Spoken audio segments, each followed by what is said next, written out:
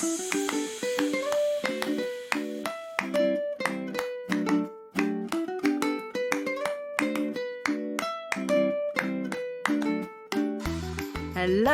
and welcome to Super Great Kids Stories.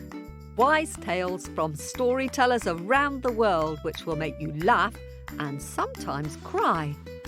Recommended for ages 5 to 105.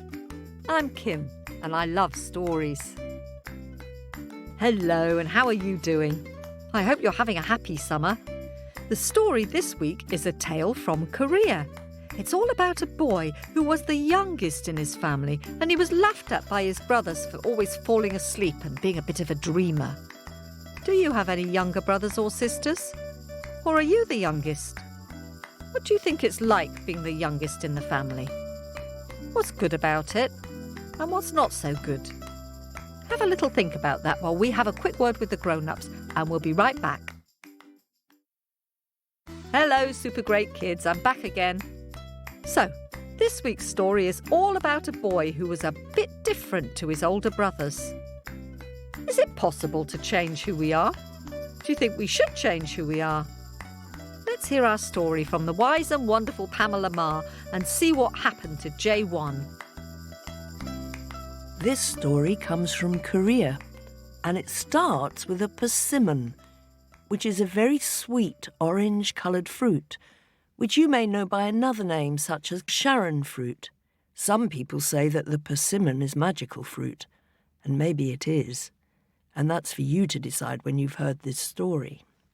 Now, have you ever had a time when you've asked a question, or when you've asked someone what to do about something, and they have turned round to you and said, "Just use your head"? Well, this story is about a young man who did just that.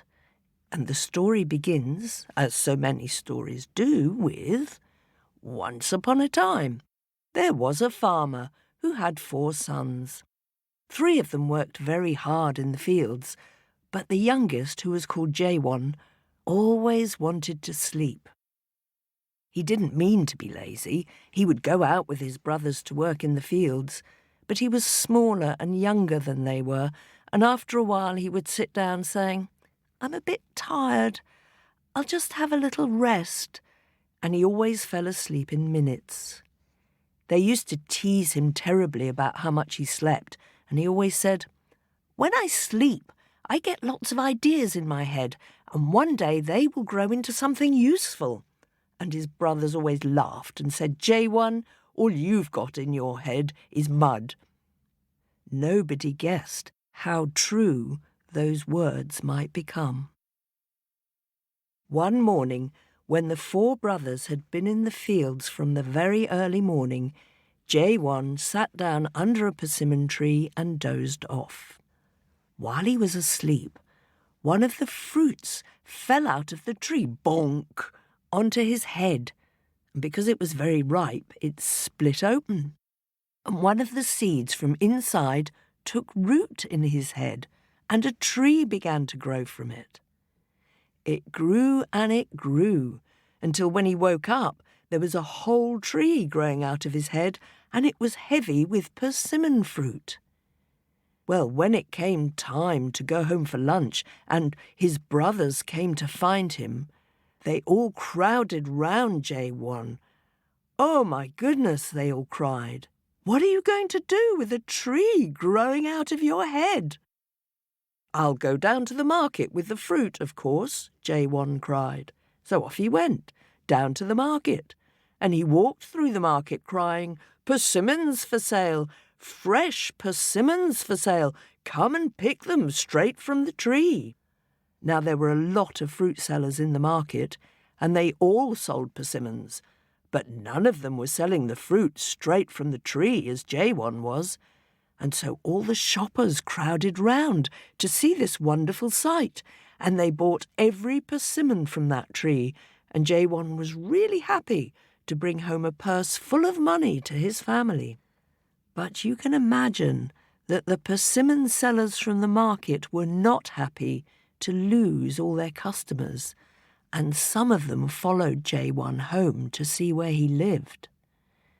That night, While J1 was asleep, the market fruit sellers crept into his house, and they cut the persimmon tree off from his head, chop, so that when he woke up, there was no tree, just a stump left. Oh, he was so disappointed. So that morning he went back to the fields with his brothers. But that day it rained very heavily. The tree stump got very wet. And then great mushrooms grew on the stump. So back to the market went J1 and called, "Buy my mushrooms! Buy my fresh mushrooms!" And of course people gathered round and were so excited to buy mushrooms that they could cut fresh from the tree trunk, although J1 had to bend over so that they could reach. They bought every single mushroom that grew from the stump of the tree, and all the other mushroom sellers in the market were very, very jealous. J1 went home with a purse full of money again. But that night, while he slept, all the other mushroom sellers came, and they crept to his house, and they crept into his room, and they dug the stump of the tree out of his head, so that when he woke in the morning, there was nothing but a big hole where the tree stump had been, and he was so disappointed. Back he went to his father's fields with his brothers. That day it rained and it rained and it rained. Have you heard the expression raining cats and dogs? Which means that the rain is very heavy indeed. Well, this day it didn't rain cats and dogs, it rained fishes, and the hole in J1's head filled up with water and fish, which began jumping and swimming in the pond in his head. So you can guess what J1 did now, can't you? He went back down to the market and cried, "Fish for sale! Fresh fish for sale!" And people crowded round because they'd never seen such fresh fish, and they bought every single fish that was swimming in the pond in J1's head. So once again, J1 came home with a purse full of money. But you can guess the next bit of this story, can't you? All the other fish sellers in the market were very, very jealous, and that night, while J1 slept, they crept round him with bags of soil, and they filled in the hole in his head, so that when he woke up the pond was gone. J1 was so disappointed that instead of going into the field with his brothers, he sat down next to the road and he cried. But as he was crying, a neighbour's daughter came walking by with a bale of wheat tied onto her back. "J1, hello! Why are you crying?" she asked. And he told her, "First I had a tree full of persimmons, and then I had a stump full of mushrooms, and then I had a pond full of fresh fish, and now all I've got is a head full of earth, just like my brothers said I have." "Ah," said the neighbour's daughter. Look, I've got some wheat here with ears full of seeds. I'll take some of the seeds and plant them in your head and see if they will grow." So she planted the seeds of wheat, and sure enough they grew, and soon he had a whole field of wheat on his head. "Now," said the neighbour's daughter, "what you must do is sell some, but keep some too, and ask your father to give you a corner of a field to plant the seeds in from the ones you keep." So that is what J1 did. His father was happy to give him a little piece of land, and J1 sowed wheat and then harvested it. He sold some and saved some, and then his father gave him bigger piece of land, and he planted the wheat for the next crop, and he worked very, very hard. And he didn't need to keep sleeping because he thought that this was the best idea that would ever come to him, and it had come not from sleep, but from the neighbour's daughter.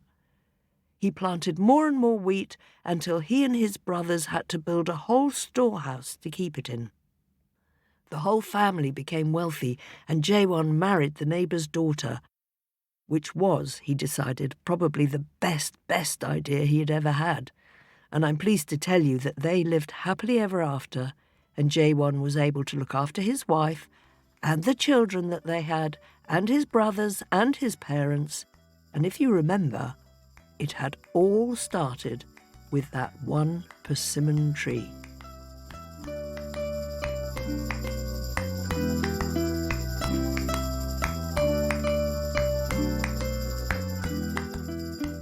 Thanks, Pamela, for that.